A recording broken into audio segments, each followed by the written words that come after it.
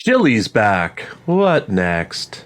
Sunday saw the return of Jose Chille DeCastro to live streaming on YouTube after hundreds of days away from the platform as he was incarcerated in the Clark County, Nevada detention center since mid-March of this year.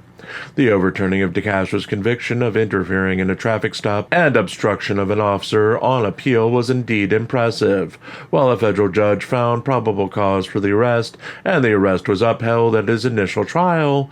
The appeals court judge seemed bored and captivated by DeCastro's lawyer before screaming First Amendment grounds for her reasoning for overturning his conviction.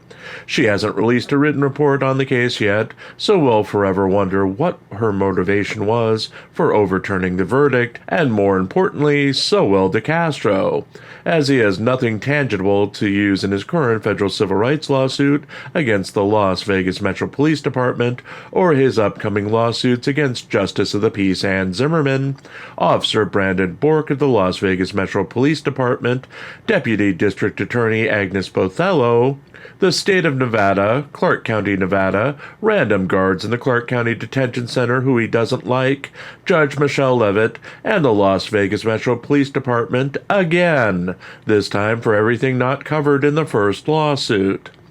While promising that he had a new outlook on life and he would be focusing on becoming an electable personality, DeCastro immediately fell back into his old livestream persona, calling police officers jackboot thug pigs and promising vengeance on anyone who wronged him.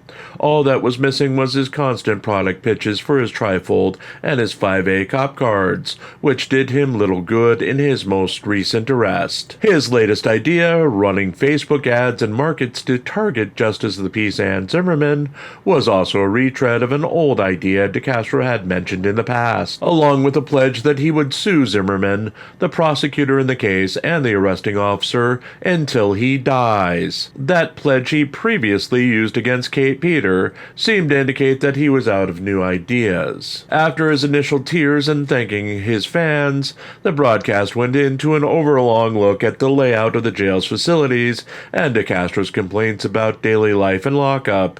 He then, bizarrely, went into a video he had featured before that examined his arrest and his thoughts on the law. In that video, he was wearing a different colored pair of glasses while addressing the camera in the same setup he featured on last night's live stream. He would then interrupt the video with live commentary, which was jarring as he suddenly looked remarkably different as he was wearing a different set of glasses and was significantly heavier in the live footage. The YouTuber also lost his audience in the second hour. While his views are still ballooning in the hours after the live stream ended, everyone but his die-hard fans left before he reached the point of the video recap of the arrest and trial. DeCastro remains painful to watch without the ability to play him at 2x speed as he meanders into the same old takes on the law and really should have wrapped up in the first hour. While the bloat was forgivable as it was his first live stream back from incarceration, DeCastro works best in pre-produced segments of 20 minutes or less. So where does he go from here? Same old it seems. He's suing everyone. He's going to throw a great party once he gets his 7-figure settlement, and he'll continue to get his fans to pay for haircuts and rent. It's essentially exactly what he was doing before he went to jail. But the question remains, now that his fans know that they can go for hundreds of days without him, do they stick around as he plays the same tired old clips and does nothing new? We'll see how he approaches things in his second live stream later this week.